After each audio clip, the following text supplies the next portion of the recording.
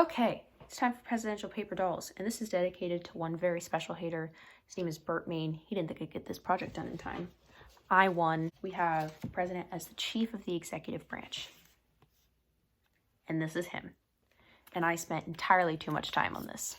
He's got a fez with an all-seeing eye because he oversees all the federal agencies. And he also is dressed like a judge. I was going to give him a doily, but it seemed inappropriate and kind of disrespectful to RBG. When the president gets the opportunity to appoint a Supreme Court justice, he kind of controls the judicial system for the rest of that person's appointment. The president as the head of state. And because in this position, the president is responsible for representing America in the best light possible, Donnie here dressed to the nines.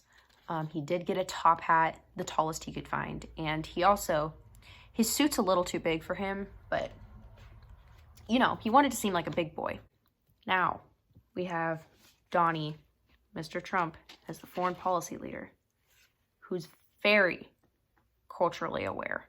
He has a poncho to recognize the culture of our friends down south.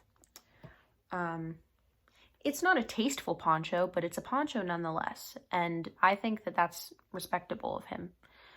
But we also have this adorable little fascinator for our pals in the north, you know, little hats off to, no pun intended, a little hats off to the queen. She loves these things.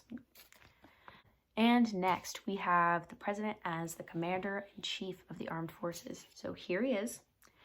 You know, he's got his helmet because he makes decisions to send troops into action. However, he doesn't really do much himself. So he's sitting at home in the comfort of his Snuggie or comfy and his matching slippers. And next, we have Trump as the legislative leader.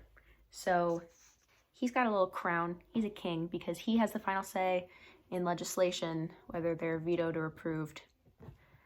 That's all. Now we have Trump, or the president, as the economic leader. He's responsible for building up the economy. And if the economy does well, he's sure going to take responsibility for building it up, even if it wasn't his fault. He did it. Last but not least, we have Trump as the political party leader. This may come as a surprise, this hat I'm about to show, but how could I not? It's a little big for him, but he's got the spirit, and that's what matters. A big supporter of the Republican Party. He's a Republican. He supports his candidates, helps the party raise money. That's your guy. This is the president. Our multifaceted president. Thank you.